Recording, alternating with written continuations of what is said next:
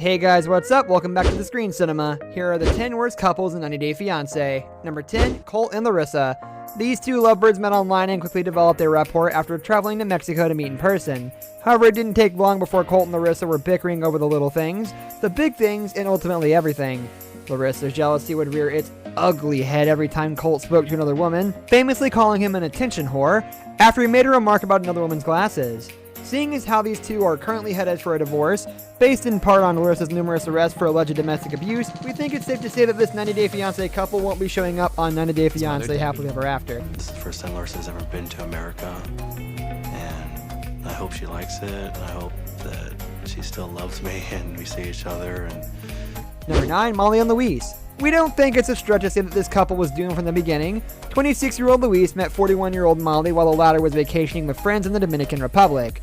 Upon returning with her to the United States, Luis failed to make a positive impression with Molly's kids, hardly seeming to care about them one way or the other. He regularly made his wife to be cry and in one instance made an inappropriate comment to her daughter Olivia. Oh, and let's not forget the infamous bachelor party. Luis was definitely paying too much attention to those strippers. Luis and Molly are now divorced, with the former remarrying in 2018. That part ready because we were kind of starting to plan everything, and Luis was just kept asking me like, why can't we just do the paper for our marriage license?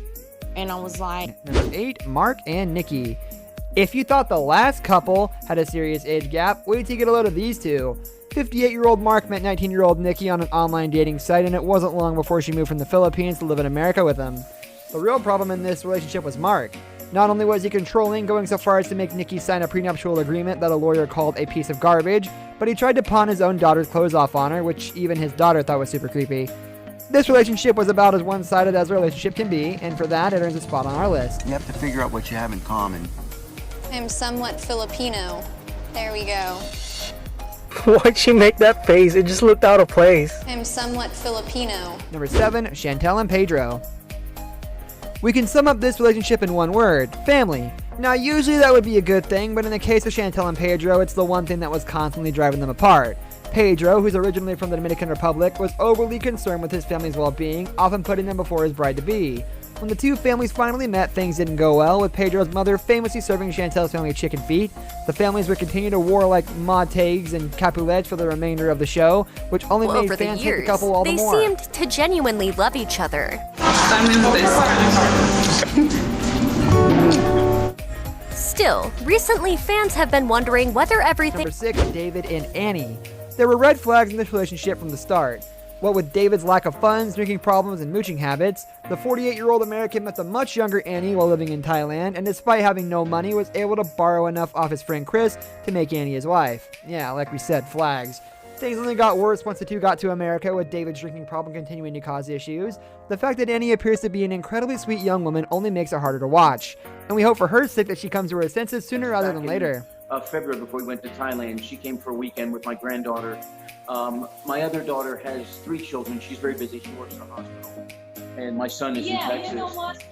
Number 5, Darcy and Jesse. This couple appeared on the first 2 seasons of the 90 Day Fiancé spin-off before the 90 Days. However, just because a couple is brought back for an additional season doesn't necessarily mean they're fan favorites. The problem with Darcy and Jesse is that Darcy seemed to be genuinely looking for love, even going out of her way to spend time with Jesse's family, and while Jesse appeared as a manipulative control freak who loved his own abs more than his bride-to-be, while Darcy is looking for someone to settle down with, she can probably do better than Jesse. Outside, and it bothers me. Stop the Lying if that you want I the marriage walked away. with me, if you want this life with me, let's go for it. Let's quit the But I still felt Jesse. Number 4, Anfisa and Jorge. There are so many things I hate about this couple we don't even know where to start.